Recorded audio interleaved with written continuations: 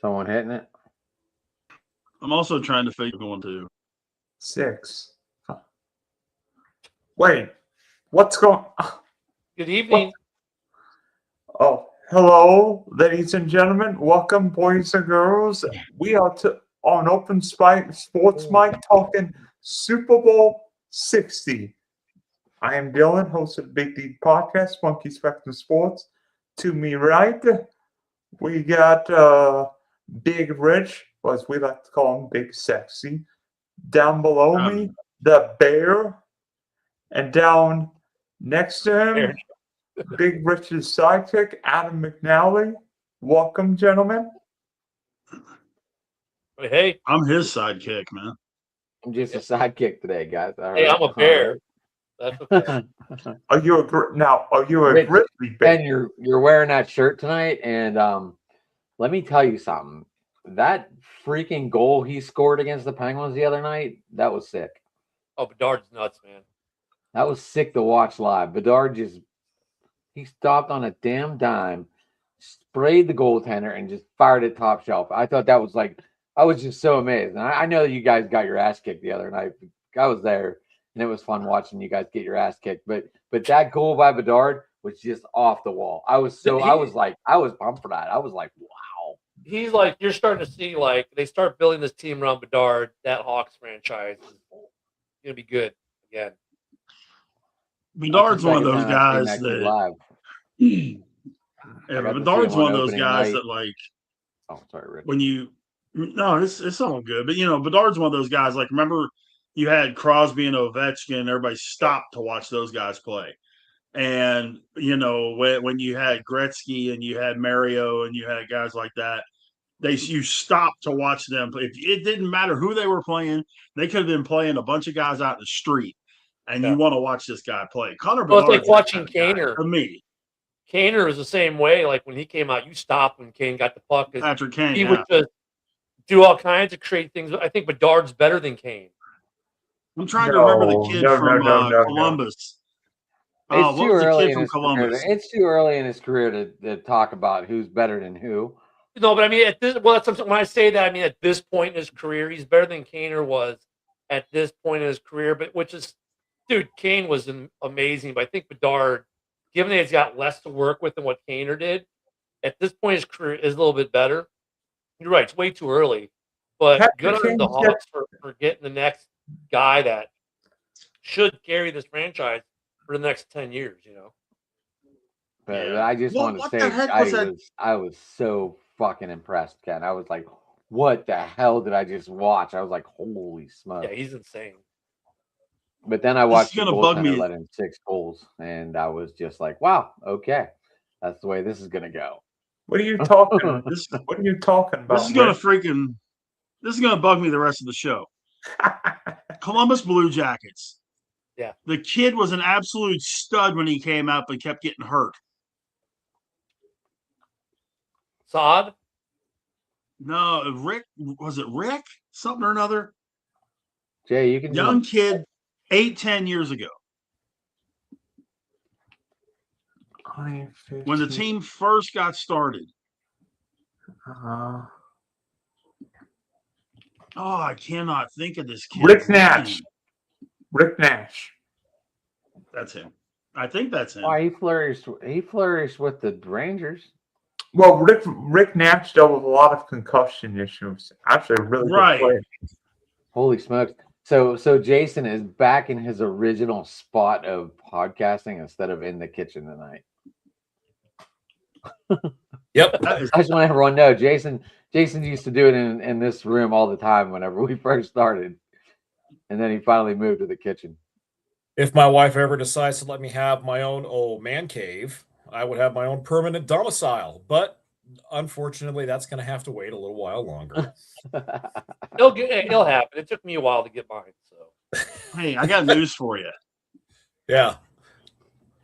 I'm in our bedroom. Nice. I love it. If that makes you feel any better. I'm in my home office. I'm in my home office. Well, the home office is kind of a pseudo man cave because I don't know. I'm in my spare room, but I kind of turned it into my mini uniform hanging up.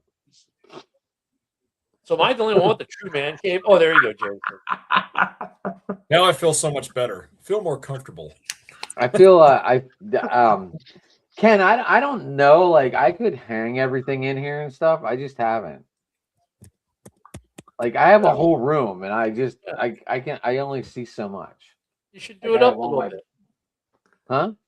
You should put some, hang some, do it up a little bit. Make it nice. I will if I ever get time. One day, All right. one day I'll open it all up for you, Ken, so you can see everything. I mean, it's. I'll tell you what. Now that I'm in this version of the man cave with the cases and everything, the cases, of course, it's like a museum in some regards, but it makes it so nice and easy to maintain. And it looks nice. And I enjoy it. Yeah, I mean, it's enjoyable. I mean, I get to enjoy the room now. It looks clean. It's not cluttered. It's like all my stuff that I want out is out. I still got tons of stuff that's not even out, like other knickknacks. But I'm like, I don't want to over clutter the room because then it's like, then you don't see anything. You just see clutter. You know what I mean? So when you're able to like lay out your stuff, put on the walls, put your bookcases or what else stuff in it, nicely done. It does give it a nice comfort level. Put it that way. Okay, guys. You know what week this is? Super Bowl week. Patriots, Is it? Seahawks, No, Patriots, it's not. It's Puppy Bowl. or Kidden Bowl, whatever bowl. Oh, it is. Puppy Bowl. The Puppy Bowl at halftime. I think I'll be watching that this year. That I might know be what I'll be watching halftime. It's not going to be the I'll be watching the food in the halftime kitchen. Santa Clara or whatever. They got Puppy Bowl coming back. What is the greatest play in Super Bowl history? 1985. The Fridge scoring a touchdown. Okay, end the story. Okay. That might be the worst play in Super Bowl history of Walter Payton get a touchdown.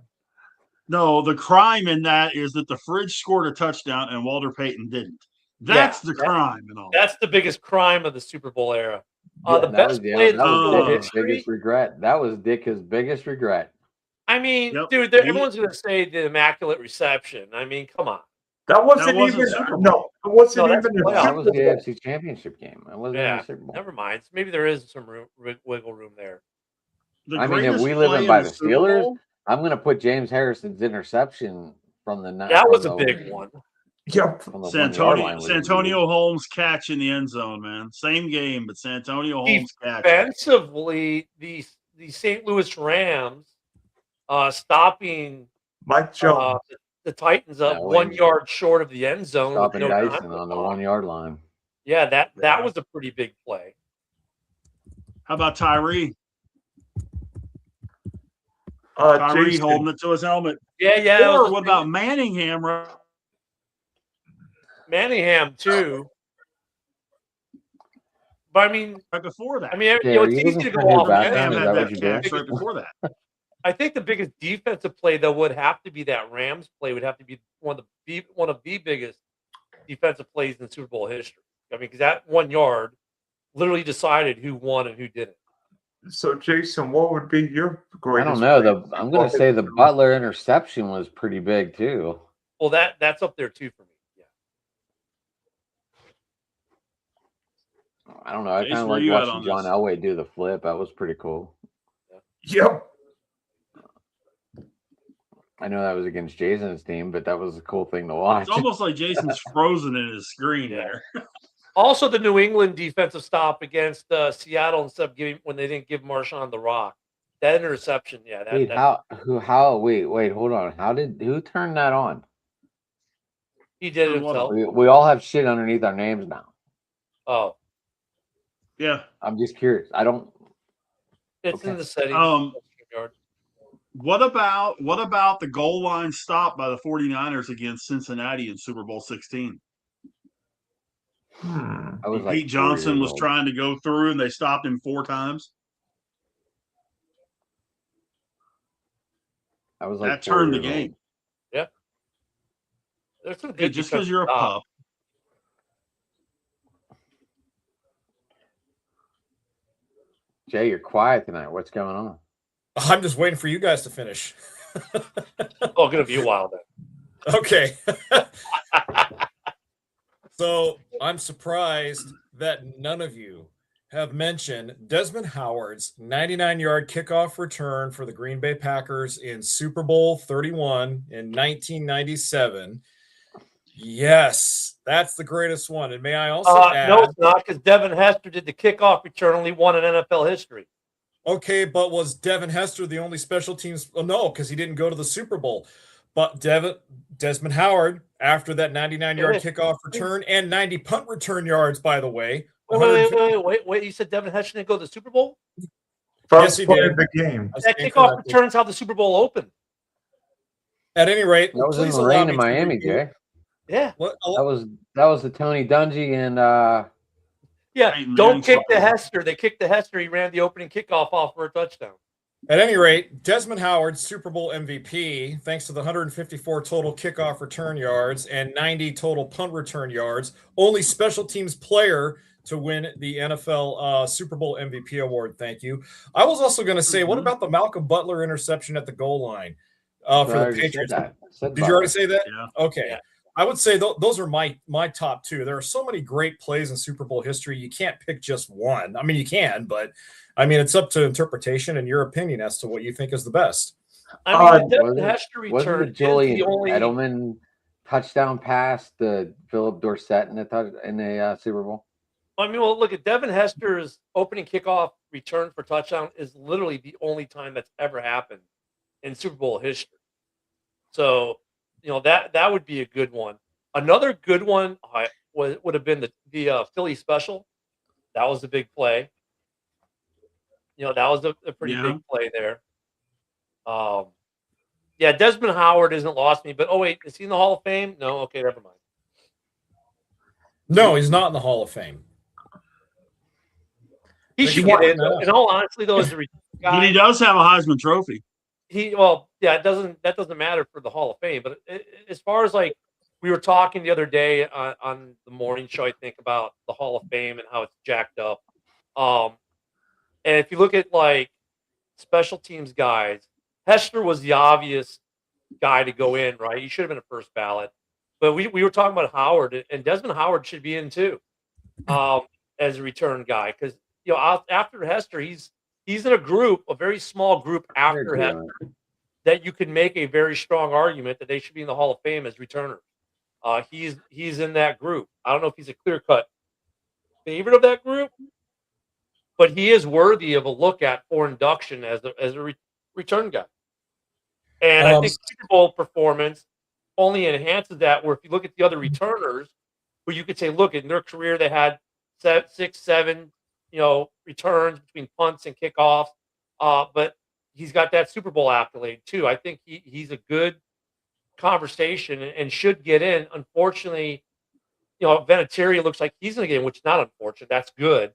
But the NFL still does not give enough credence to that phase of the game. And Desmond Howard for Green Bay was a huge reason why that team did what it did. No. Time out. Desmond Howard is not a Hall of Fame.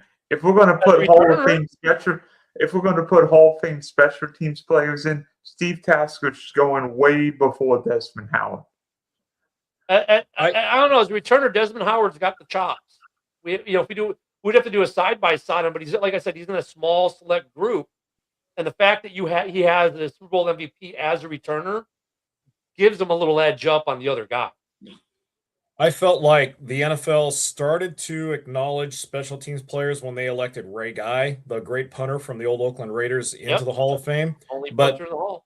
Yeah, exactly. But since then, it seems like they haven't really paid attention to that much. I agree with Dylan, though, where I think if we are going to get some more special teams guys in there, the first guy that needs to go is Steve Tasker from the Buffalo Bills. Because what he did on special teams cannot be understated. And kick returners, Ken, I think you bring up a good point, because every so often, especially in the NFL, we always hear about that one defining play or that one player that makes that defining play that turns the tide of a game. And they do it consistently enough throughout the stage of their career where it literally defines their careers. And we talk about kick returners.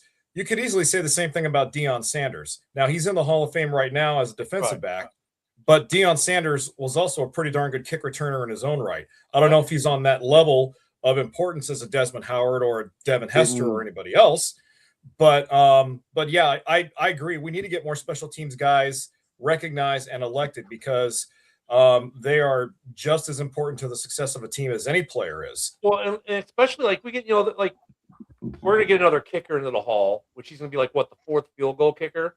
And dude, there are a bunch of other field goal kickers like Gramatica. You can make a case for Robbie Gould. You can make a case for.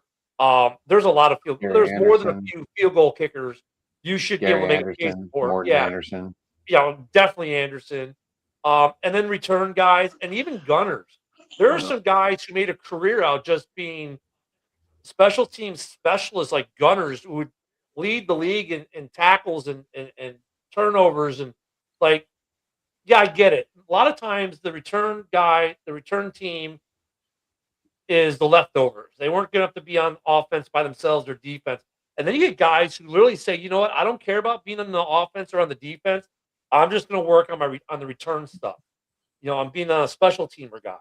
And they have 8 or 9 Pro Bowlers as a special teams guy. They're that good.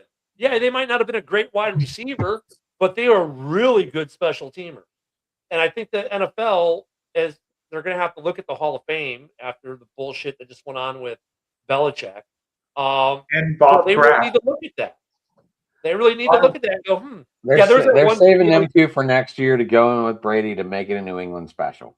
By the way, there's that video. I can't remember the name of the creator, but he's like, he has the little whiteboard up. He goes, so the coach has, X amount of wins, and he's in the Hall of Fame. So this coach has 333 wins, should be in the Hall of Fame.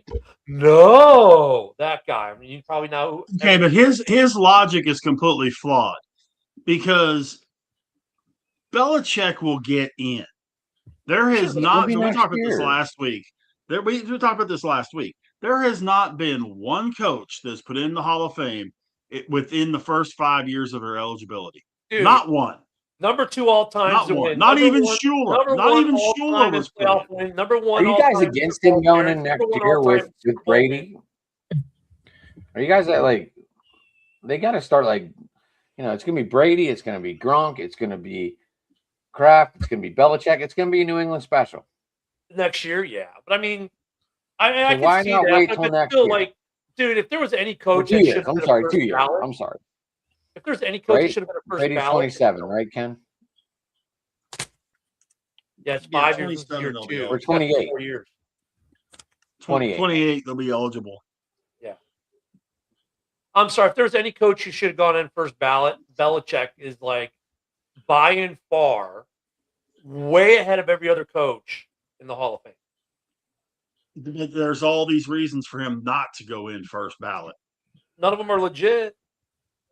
Spygate, Deflategate. Deflategate was debunked like so freaking quick, and that wasn't on him. That's more of a Brady thing than a coach thing. Which is why I have no regard for either one of them. If I mean, if I know what plays are going on and I can cater the equipment to the way I want it, hell yeah, I can win Super Bowls too. Well, look at Belichick. Second all-time wins all time for coaches. Number 1 all-time for playoff wins. Number 1 all-time for Super Bowl appearances. Number 1 all-time for Super Bowl win. I mean, really? Okay, now let's take out the Patriots years. Well, that was 20 years of his career. That's by and large a big. Now you win the 2 Super Bowls, not with the Pats, but he's got 2 other Super Bowls. But I mean, even if you took out the Flakegate, here's the thing, Rich. Let's say we take out the Flakegate year and Spygate year. He still got the most. Even without those 2 years, he still leads in all those stat lines. Even without those 2 years. And he's got 8 Super Bowls. He'd have 4. He'd be tied with Noel for the most. He'd be tied with Noel with Super Bowls. Yep. The Patriots would only have 4. He'd still be number 2 all time in wins. He would still be number 1 all time in playoff wins. Belichick would still have 6 Super Bowls, Rich. Yeah, because he's got 2 additional ones he went to, not with the Pats. I'm sorry. If there was any coach you could make the argument for, look, I'm not. I said hi to Aaron. What are you talking about? I'm not a Patriots fan by any means or stretch of the imagination. But if there was any head coach you could say, yeah, he's got the qualifications to be a first ballot Hall of Famer, it was Bill Belichick. Yeah. But Bill I'm Polian, gonna reset because I'm having a connection issue. I'm gonna reset. So because I go away, I'll be right back. Bill Polian's feelings got hurt because he got whipped up by him for decades. Now he's not going to let him in. Okay, I don't know why you guys are so against like my philosophy here. what's your philosophy? What the Just whole let the him whole go in flat? with Brady and Gronk.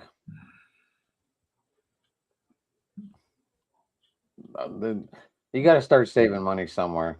I know you want this place packed every year, but eventually you got to start putting them in by teams. But come on, man. Like everyone in the NFL community, almost a large portion, obviously not everyone, but a huge, overwhelming majority of people are like, dude, how is he not a first ballot? I get it, but I'm just saying, like, go ahead, Dylan. Go ahead. Number 3 play in Super Bowl history, and I can't believe none of you would have said this play. Marcus Allen's Super Bowl run against the Redskins in Tampa. Number 2, John Elway's leap in the. I said John Elway's leap. Number 1, David Tyree's helmet catch.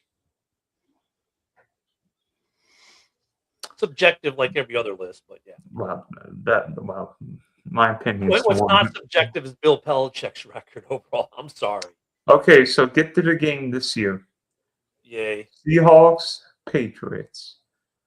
The Patriots win. I hope they open up against the Steelers on Monday night or on Thursday night football next year, because we're in New England next year, and that would be the biggest rub in the face ever to say Yins didn't do it first. I'll tell you what. I think that might light a fire back under this team. I'll tell you what I think would happen if the Patriots won the Super Bowl. New England would either open up against Denver or against Pittsburgh, because Buffalo will probably get a home Sunday night game either week 1 or week 2. Or they could open up against neither of them, because, like, when the Eagles won the Super Bowl, who did they open up against? The Cowboys. But the Bills aren't going to have the Bills are going to have a primetime game debut in their new stadium. So for the Seahawks, trying to bring the rivalry back because they'll have 7 and they beat us there. We have 6. Or they could even face Kansas City. They could face Philly. It depends where that game is even located at. New England. Right now, we got 9 international. Is it 8 or 9? I said if New England wins, that's what the NFL should do. Yeah, there's a lot of things they can do. This is going to be I think this will be one of the lower rated games. That'll be the highest rated game, because the NFL will have all their bots on all the different apps pumping the numbers up. But this game, actually, as far as Super Bowl build up, the NFL is worried when they're starting to already announce the European schedule. They're starting to announce other things because of their halftime show drawing negative media. There isn't a lot of buzz about the game itself outside of the 2 markets that have teams in it. This Super Bowl could be one of the lowest rated Super Bowls we've seen in 10 years. Not possible. I mean, especially like people are look at the Drake May story is kind of cool. And it's kind of like, wow, New England already bounced back, like, 4 years removed from Brady. They're able to get back to a Super Bowl with basically a whole new roster, new coaching staff, new everything. The only thing that's the same is Robert Kraft, pretty much, right? I mean, it's a cool story, but it's New England going back to the Super Bowl. People are like, yeah, okay, whatever. I think it's weird that Drake May is in the Super Bowl before Josh Allen, but that's here and neither there. Well, actually, the funnier one, Dylan, is now Josh Allen cannot be the first from his draft class as quarterback to get to the Super Bowl because Ginger Jesus is there. Sam Darnold was drafted the same year. Sam Darnold is the first quarterback from that draft class to make a Super Bowl appearance. Before Lamar, before Josh. Yep. Yeah. Before Baker. Yep. Was the first overall pick in that draft. Yeah. So, but has he ever really been on a Super Bowl caliber team? yes. Last year, and they screwed the pooch in Minnesota because they were a Super Bowl caliber team. that screwed the pooch in that playoff game. They had the talent to get there. Oh, Possibly. it's the biggest James Harden fan now. I think Never- that Vikings team had the talent. They just screwed the pooch in that playoff game. And now the Two Vikings good GM years of got him. Darnold, actually. Yeah. But that's probably why What's up, Mr. Quezzy got Evans? fired. You know, Quezzy probably got fired partially because Sam Darnold got to the Super Bowl this year after they let him walk out the door. So, Evan, what do you think about your new head coach now? It's growing on me, but I still think it was the wrong hire. And I think that him being 60 this week, is he really going to coach this team for the next decade and lead a dynasty? I don't think so.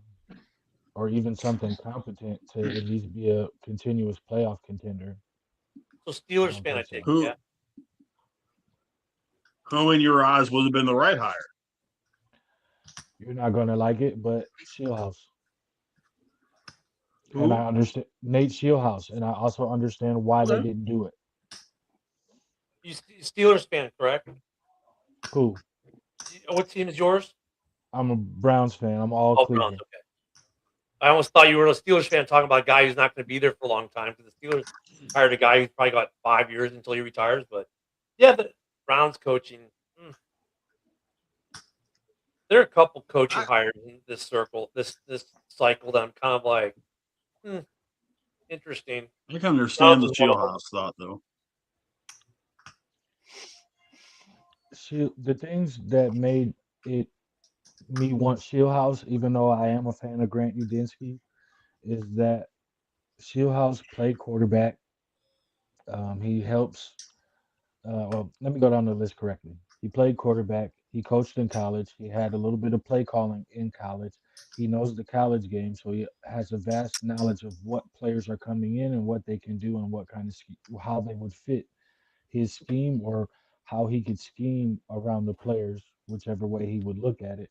And also, he's been around some of the most successful coaches over the last 2-3 years.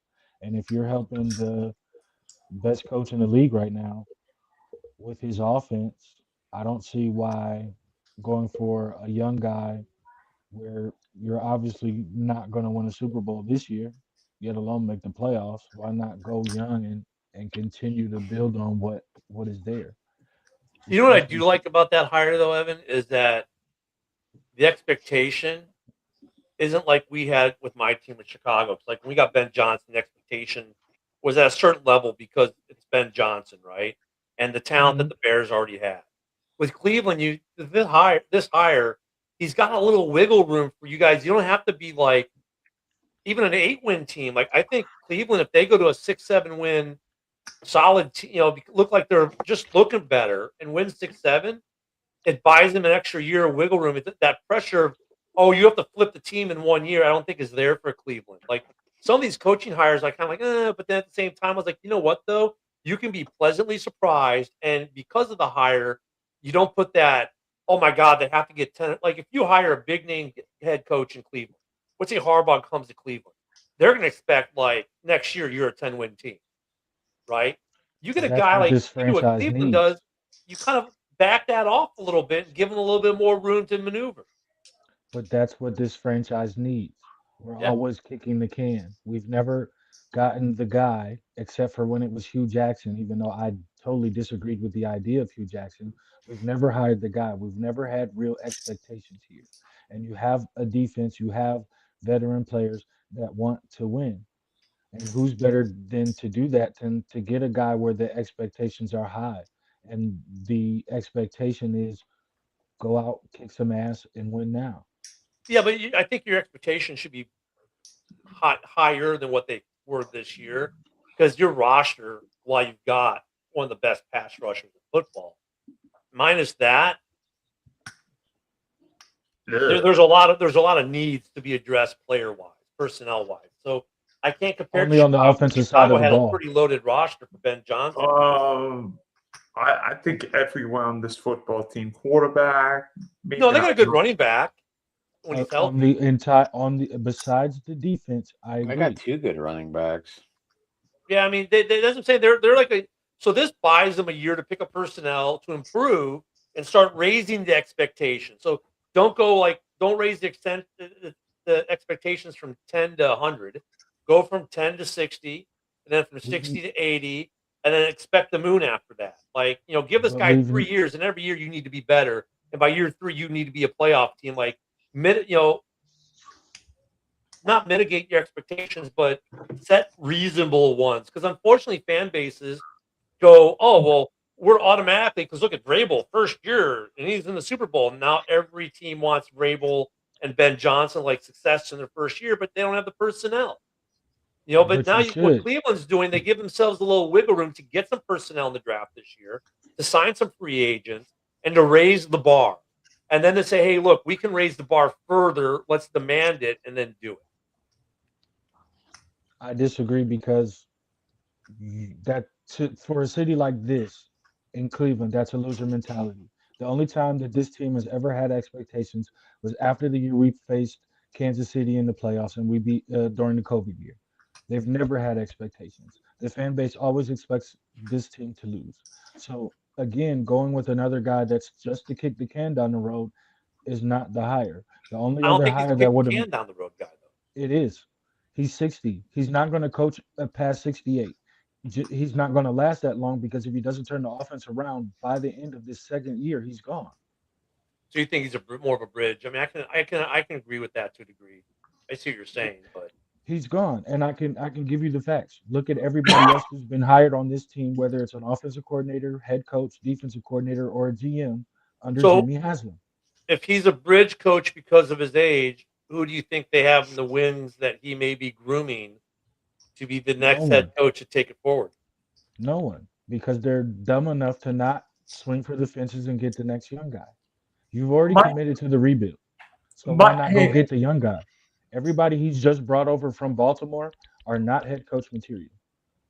Hey, Evan, might the problem Cleveland's facing is that simply your owner is just firing people? I mean, why the Browns got rid of Kevin Stefanski is beyond me, because Kevin Stefanski was a really good coach, won a playoff game against, sorry, Rich, the Steelers.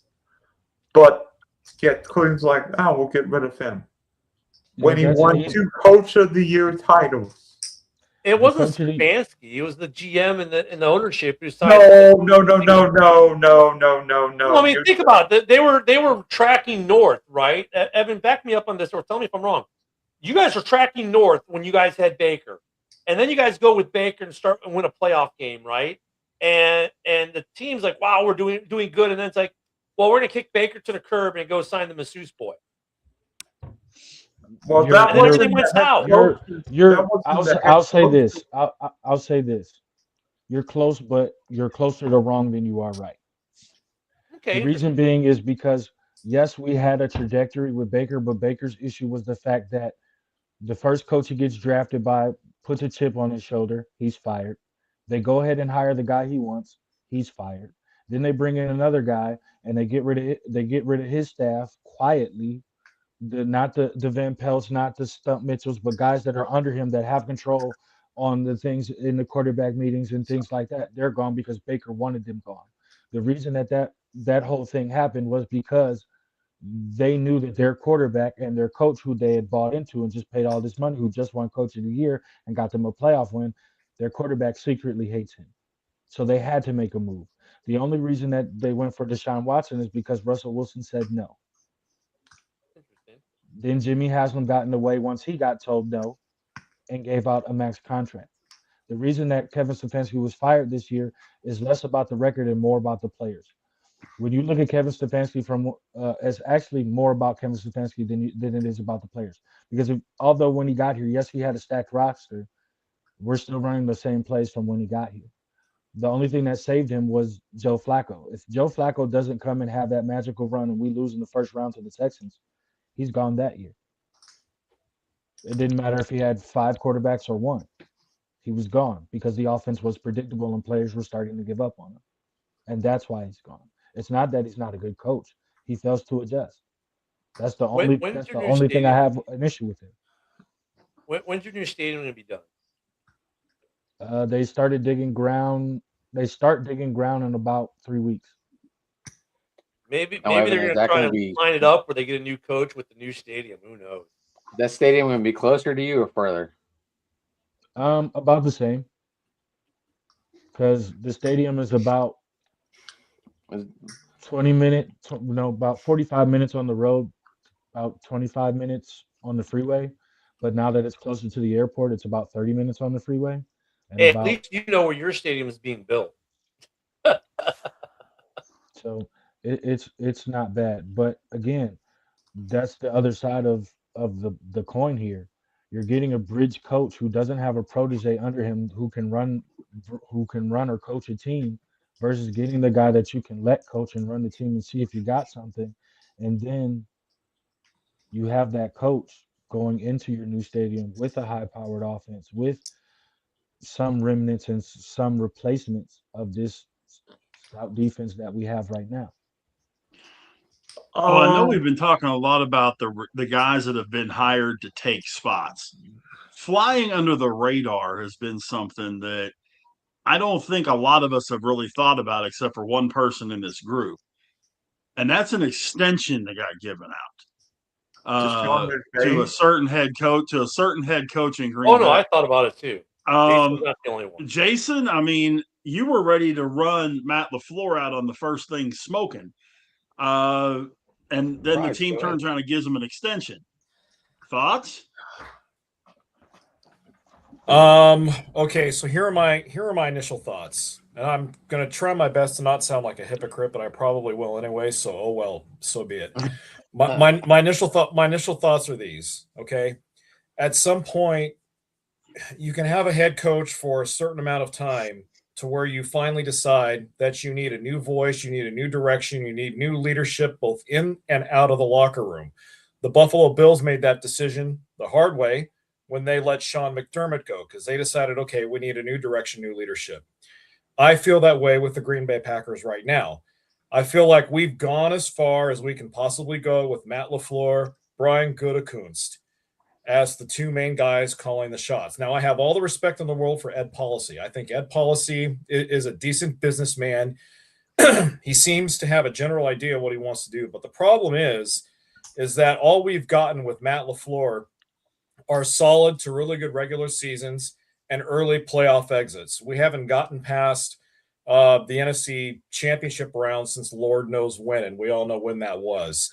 So as much as I don't agree with them giving LaFleur and Gutekunst and everyone else their extensions, when I look at the rest of the coaching pool, when I look at the rest of the executive pool out there, the Packers are one of those teams, Rich and everyone, that they contend every season, and they're like the Steelers. They expect to contend every single season. And so when you look at the coaching pool that was available out there, when you look at the executives that were available out there, who out there could they have brought in from a pool of Mike McDaniel?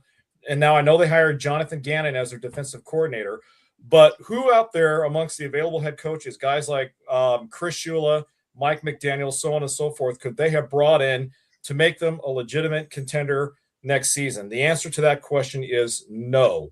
So with that being said, I think despite the fact that I feel they need to move on, ultimately I think they made the right decision by retaining LaFleur and Gutekunst at this time. Because at least with those two guys back, we know that there will still be some stability there. There will still be some level of expectancy. And as far as where they go beyond, I don't know. There are some difficult changes that need to be made within that organization from both levels, from the front office down onto the field. And I think for the first time this season, Matt LaFleur hopefully has fully realized the scope of his coaching and that he needs to get better, but his coaches need to get better as well. So that's my take on it, Rich. Again, I'm trying not to sound hypocritical, but it's really hard to when, up in here in my heart, I don't want him to come back. But up here, I think it ultimately was the right decision for them to bring him back.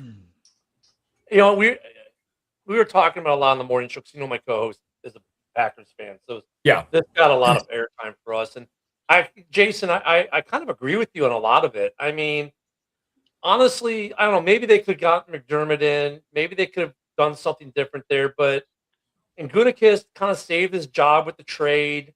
So it's like, okay, well, give LaFleur the extension. Gutekunst gets the extension because of the trade, and it's not his fault that they lost to the Bears in the playoffs, which was a great game, by the way. It wasn't like they got blown out or completely shredded, you know. And then you had the big injury to the big trade, so maybe you give them a little credit there.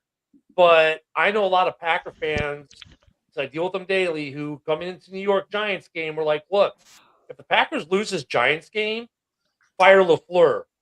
And let's not forget, the Packers were literally the only reason they made the playoffs is because of a tie.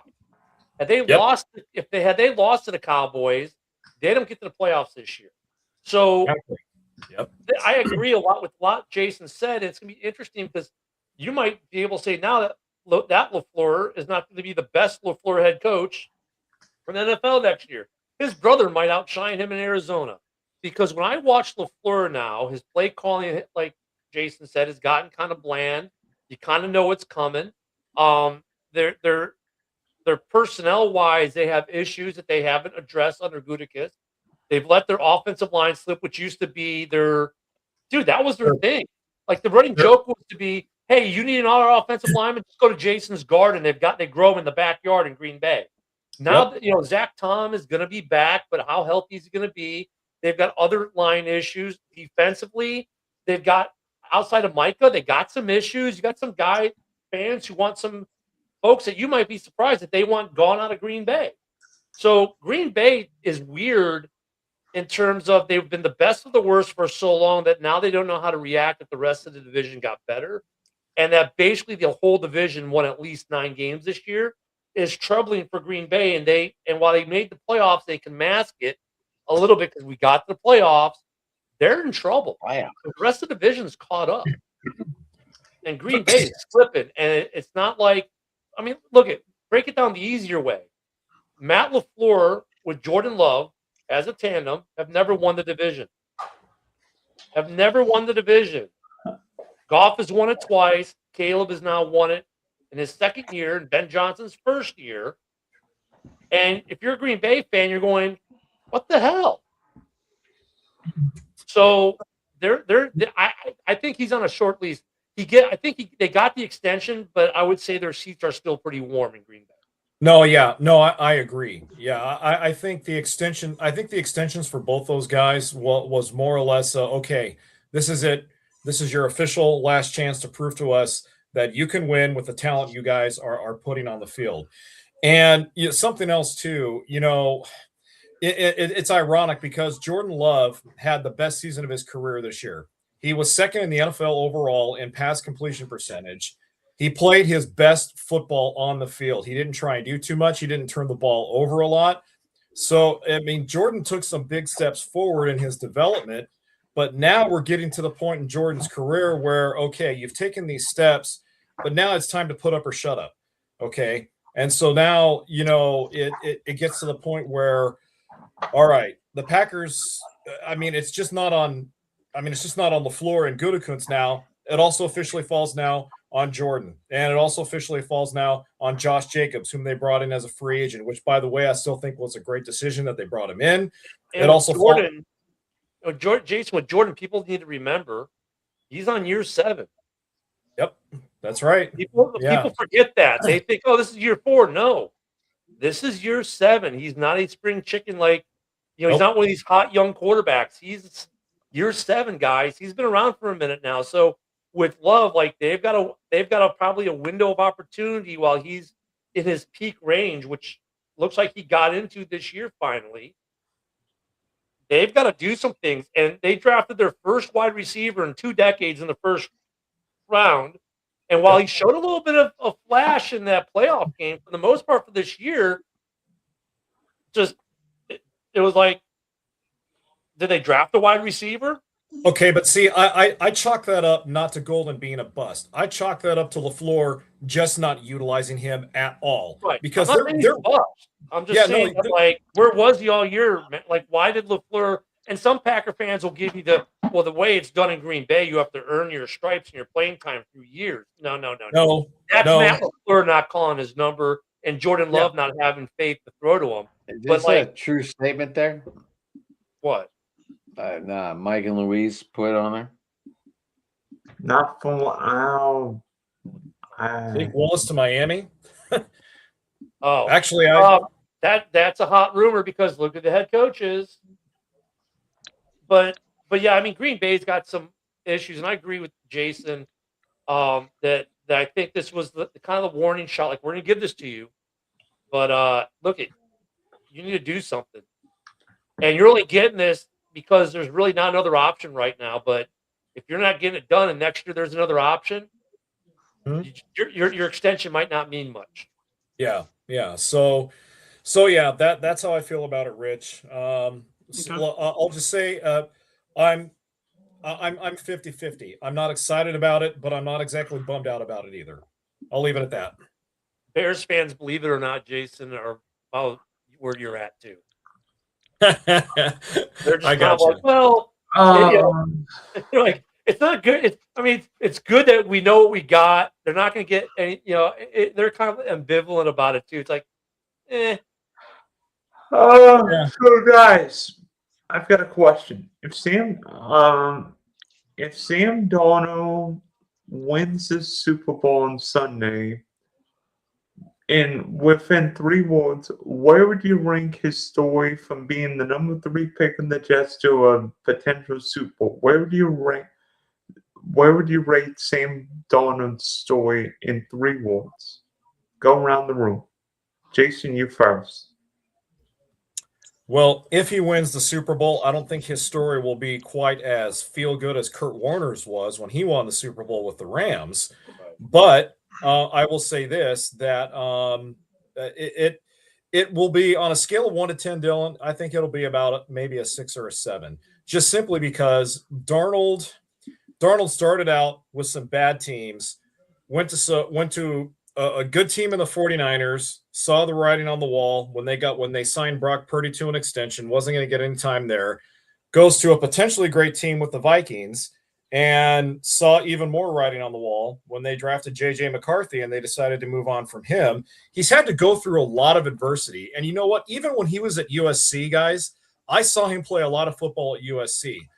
He was a decent quarterback while playing at Southern Cal. He had good command of the offense back then, but he was never considered coming out of high school, he was one of the top highly regarded quarterbacks out of high school. But coming from college to the pros, I mean, there were a lot of scouts who didn't even have him as a first round or a second round draft pick, for crying out loud. So he's had to overcome a lot of adversity to get where he's at. But so, yeah, Dylan, on that feel good scale, 1 to 10 for me, it's probably about a 6 or a 7. I still think Kurt Warner's is bar none the best ever. That's just my opinion. I've got a 3-letter phrase. USC. Hey, 3 words of Sam Darnold, his story. You ready? Got Kwesi fired.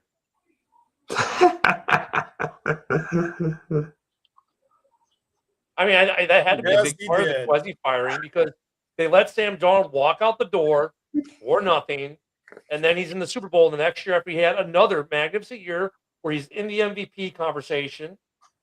I mean, Kwesi, I think, gets fired for 2 reasons. That, and also when they did the undercover Bosch thing for Netflix or for Amazon with Jetta, everyone else in the organization said, dude, we know who you are, except for Kwesi. Kwesi had absolutely no idea it was Justin Jefferson. He was the only person in the building who didn't figure it out until Justin said, I'm Justin Jefferson, right? No. Like, dude, you're a... Oh, the 3rd reason, I drafted my players based off PFF grades. So, but the 3 words, if he wins the Super Bowl, got Kwesi fired. And I agree with Jason. I mean, the Kurt Warner story is probably one of the better all-time Super Bowl winning quarterback stories, from the stocking the shelves and playing arena ball one day to the next minute Super Bowl MVP or Super Bowl champ. I mean, that's a great story. Yeah. I think though, it's just another resurrection story for Seattle. Look what they did with Geno Smith. And this is just the next one. It's a good feel good. I think I'd rank it like maybe 2nd or 3rd all time in that kind of feel good story thing if he wins it. But the 3 words were got Kwesi fired. See, my 3 would be Ghosts Go Away because the story of him seeing ghosts would go away. It would now be the story of him turning it all around and becoming a Super Bowl champion. So maybe it should be 6 words then, Rich. Ghost gone away, getting Crezzy fired. There you go. See, but yeah, I mean, you could tell even when he was with the Jets, he had tools. It's not like he was out there, just absolutely lost and had absolutely no physical ability to throw, had no, that kind of stuff. But he to me is the epitome of a quarterback that I talk about a lot. That if you make him throw 40 or 50 times, you're screwed. If he has to throw it 20, 25 times and can control the game, 30 at the most, then you got a shot with him. And he'll hit the occasional deep ball. Doesn't hurt that you have a receiver like JSN, which, like he had Justin Jefferson in Minnesota. It doesn't hurt to have that as an asset as well. But, you could tell he could play. It was just a matter of being in that the right situation. And he hadn't been in that situation till he got to Minnesota. It's a good story. It's one of those stories that I'm sure they're going to hammer a ton during the 94-hour pregame show that I think starts tomorrow afternoon. But it's win or lose, it's a good story. Win or lose, it's a good showing for him. And whether he stays in Seattle or not, and they'd be stupid if they let him go. That team might have a couple of years run in them. Seattle's second youngest team in the league. I don't think that old, by the way, Jason, guys. can we see a picture of your dog? Evan, what do you got? I was gonna say 2 phrases. Yeah, Molly. I was gonna say 2 phrases. The first one, Cam was right in the sense of game managers and game changers as far as you see how quarterbacks go, but it also pairs with the second thing I was going to say was not patient enough. It's starting to seem like a lot of these teams draft a quarterback before they're ready to have one, and then when he doesn't perform, they ship him off somewhere, and then he goes to a second or third team, and then they start looking like what they were drafted to be. They start looking like what you expect from a starting quarterback in the NFL. So those were the 2 things that I would say. But as far as the story, I don't think it changes much. I think what it does is it puts a nice shiny diamond in his belt and a nice paycheck in his bank. But I think if he has continued success, then it changes the narrative that Rich was talking about. Because right now, I'm not going to say that his play is bad, and that's not what I mean by this phrase. But this offense, when he's not cooking, looks like the Bears with Rex Grossman at quarterback. Hey, now. He's got a great defense, and then on top of that, you're turning around and if he can't get time to throw or they can't get the run game going, he's not going to be much. So Careful I want with to Rex see more. Grossman. Why is that? I know players who will like Desmond Clark, tight end, and I asked him point blank who was the best quarterback he ever played with. Believe it or not, he said Rex Grossman. He said because when Rex Grossman was on, the dude was insane. He's like, yeah, then he chuckles, yeah, but when he's off, yeah. But he's like, when Rex Grossman was on his game, he said there was no one better. And this is coming from a former player. And I've talked to a couple former players who'd say the same thing. Rex Grossman kind of we watched Rex Grossman get ruined by Lovie Smith live on TV. But there are a lot of players who will tell you Rex Grossman was actually a really good quarterback that Chicago actually just ruined more than anything. Just to be a smartass, we could say the same thing about Johnny Manziel. But I did like Rex at Florida. But again, it's 2 different animals, and that's what I'm really trying to get at. So, but I definitely feel because there were moments that he did have where, like, if he was on, he was that guy. So I see it from both sides.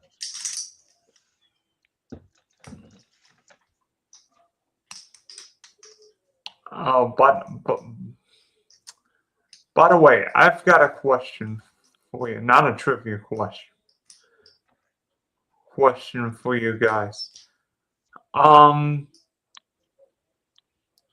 What is the best Super Bowl performance you can ever remember? Are we talking halftime, national anthem? Individual player in an individual game. Okay. Sorry, Prince, Purple Rain in Purple Rain. That was great. Prince is number one on halftime show. Whitney Houston's number one on the national anthem. Moving on. Yeah, I agree. I'm gonna make an objection. Carrie Underwood is better than Whitney Houston. That's just no. No. As much as I like Carrie Underwood, Yeah. no. Oh, Whitney Houston. No. Like, after that Super Bowl, they sold that her rendition as a CD single.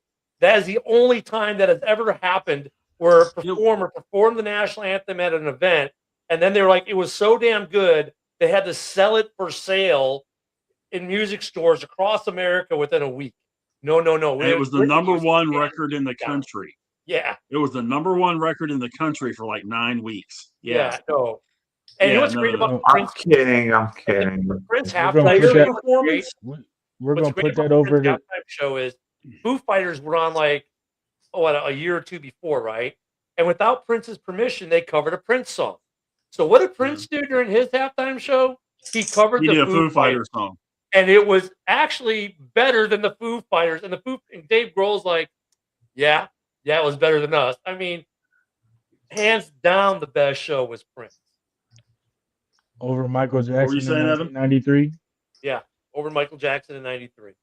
Yeah. Those are the top two, though. Yeah. Prince and Michael are the top two. I think we know the most controversial halftime show, and CBS is still paying fines for that. Yeah, Jackson, Justin Timberlake, wardrobe malfunction. You know what? I mean, we talked about this Monday because like no one's really amped for Bad Bunny. You know what they could have done this year, which would have been a really, really good show? There are two really good options they would have had. Now, granted, they have not had a rock band in about 16 years for a half. They had Metallica. They could have Metallica in their hometown. But if they didn't want to go, if that was going to be too hard for them, they could have gone with Linkin Park, who's at the tail end of a very good, very highly successful tour for their new album. And that would have been top 40 / rock enough to kind of break this mold, this funk that they've gotten into. Because actually another show that gets honorable mention was the LA show. That was a great show with Dre and Snoop and Eminem and 50. That was a good halftime show. Objectively, that was one of the better ones in the last decade. But they could have gone a route. They could have gone Linkin Park, and Linkin Park could have brought the house down. They could have gone with Metallica and brought the house down. Instead, they would have gone political again. If they would have gone Metallica, Def Leppard, because Def Leppard's doing a residency in Las Vegas. Yeah. If you do Metallica, Def Leppard, you're hitting hit after hit after hit after hit after hit, and everybody's going to know the songs. Or even Metallica and Linkin Park, you could have done that and just been. I mean, there were options. There were options, and the NFL just Prince though that show. I thought the halftime show was supposed to enhance the experience. Now it's taken away from it. Yeah, see, really, to me, the only two really good ones they've had in quite a while was the one with Snoop and Dre and those guys, and then Bruno Mars. Those were good. But outside of that, they really haven't had a really good one in I think forever. Rihanna could have been better. I like Rihanna, but Rihanna her could have been, pregnancy kind of like made it where she couldn't do as much as she wanted. And ball her out to her. She went out there and she did a show as pregnant as she was, and her music is good. I think the show lacked partially because of where she was physically herself. So that wasn't. I don't want to write that one off because that had a lot of great potential. But the NFL, man, they've been shooting themselves in the foot. And this Bad Bunny thing. Look at the Puppy Bowl is back for the first time in years. The halftime show that they did for the Christmas game with Snoop, that's going to be 100 times better than what they're going to put on Sunday afternoon. I don't know if you guys all saw that or not, but that was your Super Bowl halftime right there. That was a phenomenal little halftime show. I'm sorry to interrupt here, but it looks like Brian Angelosi is close to agreeing to a deal that will make him the offensive coordinator of the Pittsburgh Steelers. Brian Angelosi? He is the Vikings passing coordinator and tight end. Yeah, I know. Yeah, I know. Or they could go with Jelly Roll, because Jelly Roll does a lot of crossover. You could have had Eminem come out. You could have done the whole Ozzy tribute thing like they just did on the Grammys. I mean, Jelly Roll has a lot of cross appeal too. They could have gone with him and scored a home run. I wouldn't be surprised if he's doing one here soon. Him and Post Malone are actually touring. In fact, they're coming to Waco in March. Jelly Roll. And with those two guys, can you imagine the crossover effect they could with all this different special guests? Like NFL used to do good mashups. We had Run DMC on the stage with Nelly and Britney Spears. What a mashup that was, right? I mean, you should do stuff like that now. It's just like, well, and that's what they did at Christmas. Remember, you had what the heck is her name? Duck Hodges' fiance, Lainey Wilson. She came out and did the Christmas Carol and that kind of thing. And I mean, that's the kind of stuff they should have done. Can I ask a question to that? Yeah. Do you think that a lot of stars are willing to do the Super Bowl? Not the Super Bowl, but willing to do Thanksgiving, willing to do Christmas, but not the Super Bowl because of how big the Super Bowl is, that if they get a bad review or if there's any controversy leading up to the Super Bowl, it's actually magnified versus their performance? I think there are bands that are so big, Linkin Park, Metallica, just an example, that every time they go out, they do a good show. For those bands, it's not going to affect them. The Who, a lot of people didn't like the Who show, but the Who, it didn't affect the Who. You got bands and artists in general who are big enough that no matter what the controversy going on with the NFL, whatever, it's not going to phase them one way or the other, because Metallica's done huge shows. Linkin Park has done UEFA League Champions League final, which is the next big thing, maybe TV-wise in the Super Bowl or bigger. Or they've done Olympic Games opening ceremonies or stuff like that. I mean, so I think there are bands that, yes, fit that what you're saying, Evan. Like if they're like, oh, maybe I'm not there yet. But then there are other artists who are big enough who it wouldn't make a lick of difference to them, the bigness of them. To them, it's just like, we're going to go do a cool gig. You know what I'm saying? I think there's some artists where it's not bigger than they are. There are some artists that might be bigger than them at this point. Yeah, but at least she would go out there and be like, whatever. She wouldn't care. She's big enough. She could care less. You know what I'm saying? Yeah, but if she has her own drama, or Drake has his own drama, or Linkin Park has some of their own drama. Diddy, yeah, it might be it might be blown over internet wise, but because you're now being picked to do such a big stage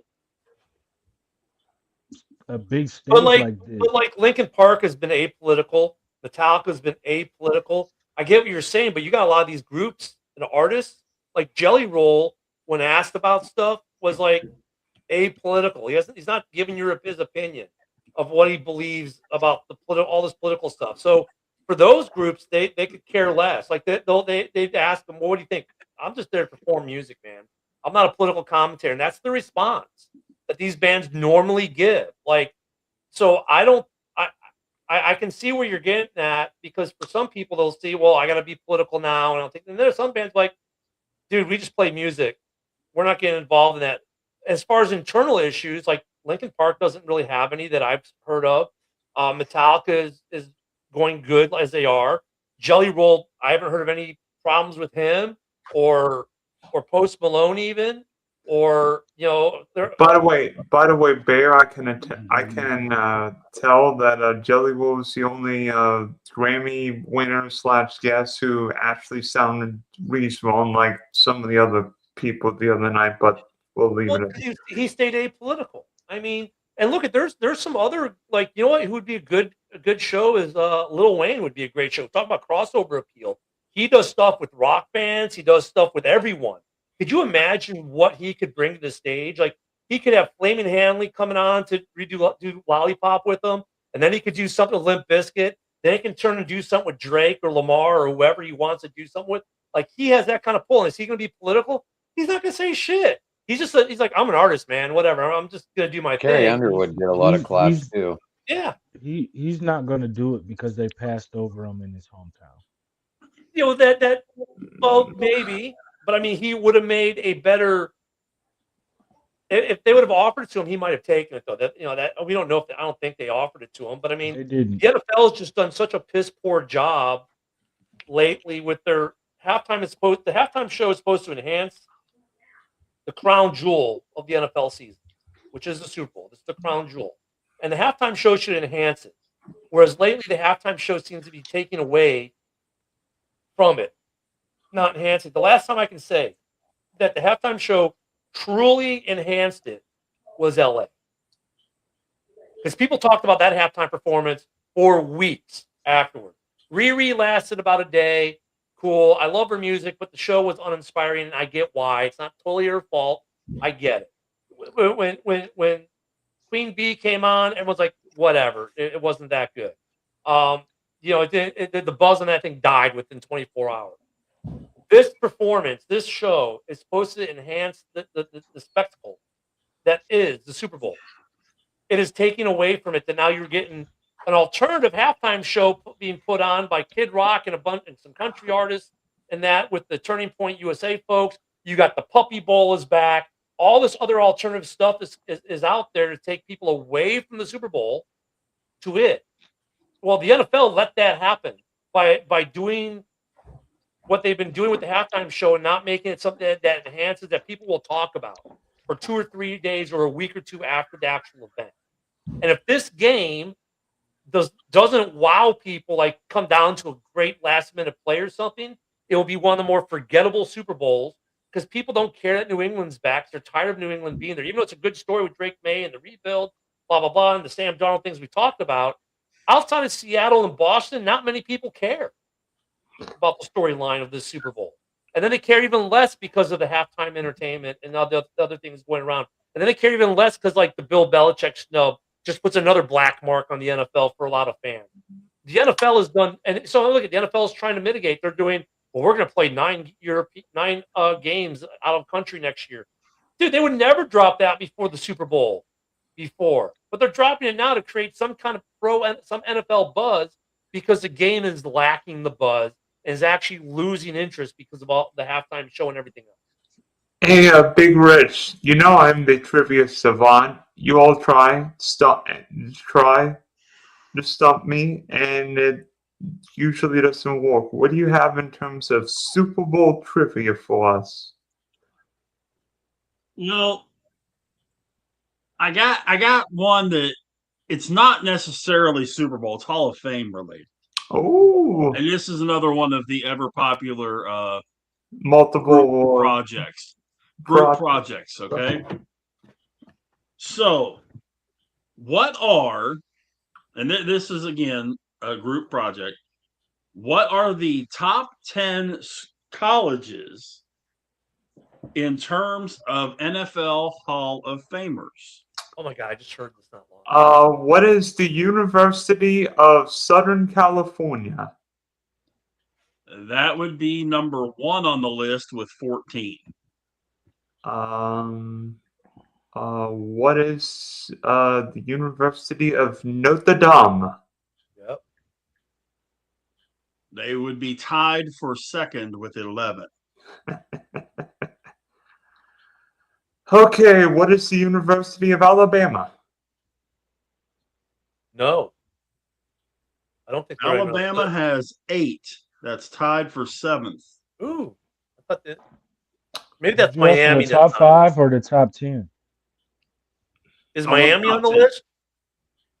Miami is the team tied with Notre Dame for second.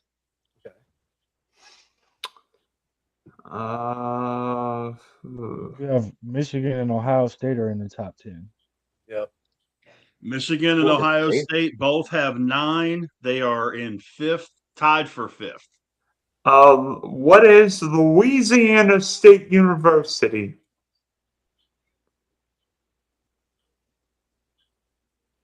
They are tied for 9th. What about the University of Pittsburgh? They had a great run for a while.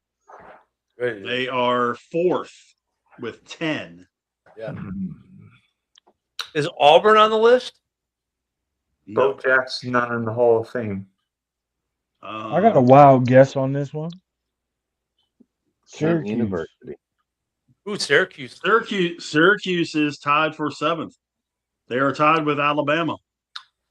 Where does the So we've University of taken care of the top 8. Okay. Now I said 10, but 9th place is a 4-way tie. We have already said 1 in LSU. What are the other 3? Did we Minnesota and say Illinois. Sir?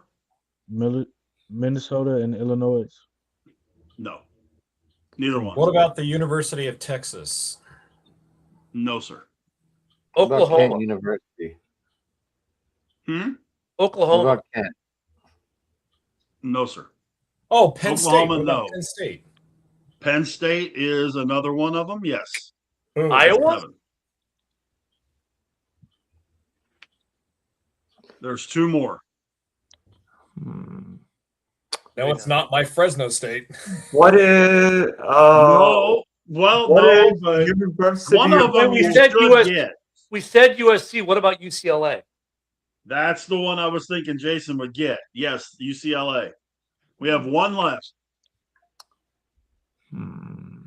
You guys want a hint?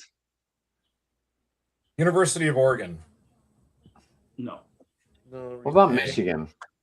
Somebody No, already no, said we already had Michigan. We already had Michigan. What about Michigan State? No, sir. What is the University of Georgia? Nope. I'll take a hint. Florida State. Nope. SMU. Nope. UF? Nope. Really? Are they in the SEC, ACC, or Big Ten? No. That'd No. What? be too easy. I've got one. Okay. I've got one for you. Did this? Oh, California. No. Cal? Oh crap! What is the University of Stanford? Nope. And it's Stanford University. Okay, Stanford. Whatever. Give What us is a hint. Washington for? Boston College. Nope. Okay. East, Arkansas. west, south, north. West. A What is university Brigham of- Young University? No. Not Colorado. How far west? That would be too obvious. West. It's not, because I don't know if he's going west of Arkansas or west of UF. Oh, Like, no. Okay, let's say west of Texas. How's that? Okay, Rich, what because about- my next choice was going to be Baylor, but I'm like, that's not really west. Rich, what Um, about the That University of narrows, it down Arizona? to, that narrows it down to 110 schools. Baylor is not correct either. I'm sorry, Jason. What about the University of Arizona? Close. Arizona State. That would be our answer. Really? Was Okay. ASU? Really? Arizona State. Arizona State, LSU, Penn State, and UCLA all have 7 alumnus in the NFL Hall of Fame. You know what? Rick I mean, Pitino. how many does Illinois have? Does Illinois? But yes, For the singular state of Illinois? or is it just the? Oh, the state of Illinois? Yeah, the college U of I, University of Illinois. Butkus. I know Butkus. Did Red Grange go to Illinois? So I thought he did too. That'd be at least 2. But after them, though, it does get kind of. You actually have. Hold on. Hall of Famers by college. Illinois has 6. 6, okay. Dick Big Butkus, ESPN. Red Grange, George Hallis, Bobby Mitchell, Ray Nitschke, and Hugh Ray. It's been so. Not Hugh Ray, but Hugh Decade. Ray. Yeah, the legendary Ray Nitschke, baby, former Green Bay Packer. Thank you. Yep. Hey, You want climb an up here easier in one second this- place, Jason. You guys want an easier one this time? No, we want a harder. I want a harder one. You may have a harder one for you in a minute, but here's a little All right. softball for you. I'm just gonna let you know. What I gotta two- bounce after this question. Okay. Yeah, me too. Yeah. By the way, Adam, What two- who's the Super Bowl? I'm taking New England. Go ahead, Rich. What 2 cities are tied for the most Super Bowls hosted with 11 each? What are Miami and New Orleans? Told you it was an easier one. Well, yeah, he's been studying the Super Bowl questions all day. I mean, he put on there what Super Bowl questions we go over. He's been studying this shit all fucking day. By the way, the first Super Bowl in New Orleans was not in the Superdome. That was at Tulane Stadium. Super Right, it Bowl was the Steelers and the Vikings, Super Bowl 9. 4. Wait a minute, Super Bowl 4 was in New Orleans. Wait a minute, was It's it? true. Both of those were played at Tulane. Yeah, because Super Bowl 12 was the first one in the dome. Okay, here we go. Here's another one. This one will probably be easy, but think about this for a minute. What's the only Super Bowl to not be known by a Roman numeral?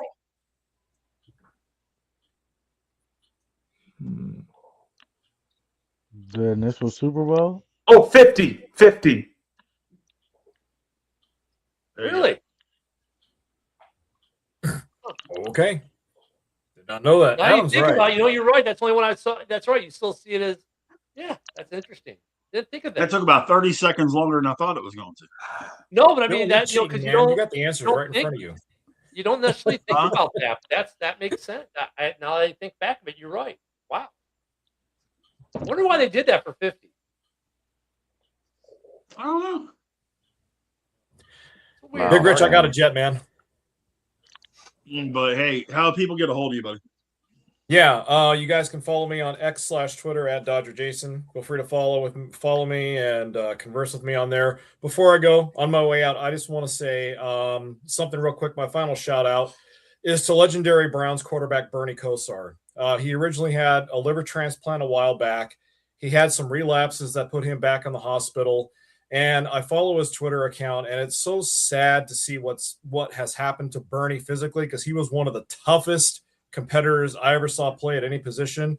But my thoughts and prayers are with Bernie Kosar. I hope he has a continued speedy recovery. Still a champion. Was a champion at He Miami. was at home, wasn't he? He was at home, Jay, wasn't he? I don't know, but at any rate, he's I been could have having swore some they showed inspiring. him. I could have swore they had pictures of him by the lake. Well, at any rate, just continued prayers to Bernie Kosar. Hope the guy makes a speedy and healthy recovery. With that, again, follow me on X, Dodger Jason. Guys, it was fun again. Great talking with all of you. God bless everyone. Look forward to it again next time. Always a pleasure, man. Have a good one, Jason. You too. All right, I'm bugging out too. You guys can get me at Sports Talking It on Twitter, guys. You guys can follow me on Driving to the Top Productions. Me and Rich going live tomorrow night. Are we going live, Rich? We didn't even talk about it. As far as we know, we good. All right, we're good. 9:00 tomorrow night, 8 Eastern or Central. Yeah, hey guys, it's been fun. Evan, I love seeing you back on the show. It's good to see you back. Ken, good to see you. Rich, Dylan, always keep pumping it out, doing a good job, guys. And yeah, this cold weather is finally going away, and stop beating the living piss out of me every day, and I feel a little better. Cool. Good. Good Go stuff, get them, brother. man. I'll talk to you tomorrow. All right, guys. See you soon. Yeah, I got to fly too, guys. Yeah, I'm gonna call it. So, All right, you get for me. Bear You can get me Rick. right there at my Yeah. name. There we go. Get me right there. Catch me There you every go. morning, 10 a.m. Central, 11 on the East, 10 and 10 in the morning. House Hall's in flux right now as we're going to take a little bit of time off.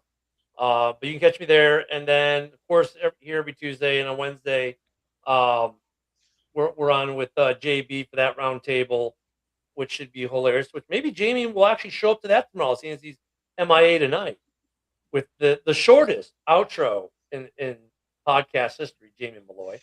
But yeah, good to see you guys. As far as Dylan for the game, so I know you want us to pick winners and losers. I think we all lost, but you know what? I'm going to take Sam Darnold just to really piss off Vikings fans. I'm going to take the Seahawks just to piss off Vikings fans even. I could care less who wins this game, though, to be honest.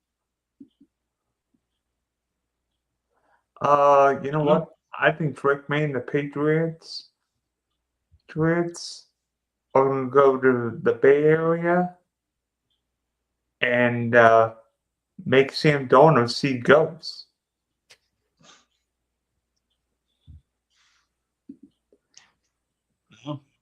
And Evan, good to meet you as well, because I had met you. So good to meet you too as well. Likewise, nice to meet you. My pick is the Patriots start a new dynasty off of the foot of their kicker. I'm going Seattle. Kenneth Walker scores 2 rushing, 1 receiving, MVP. Seattle wins 31-28. Hmm. I mean, they learned to give the rock to the guy instead of throw it. How long? What How long happens is when that the gonna other? be That's for what happens when Seattle the to other live that running down? back gets hurt. Will Seattle ever live that down? Not giving Marshawn the rock? No, No,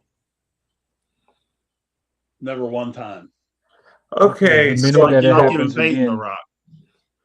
so for Evan, That's up over not Bear. giving Peyton the rock. Okay, so for Evan, Ken, Big Rich, this is Big D signing off. We'll be back with more content as we review, stream, recap all things Super Bowl 60 on the Driving to the Top Productions, Funky Spectrum Sports YouTube page, and everywhere else. So long for now.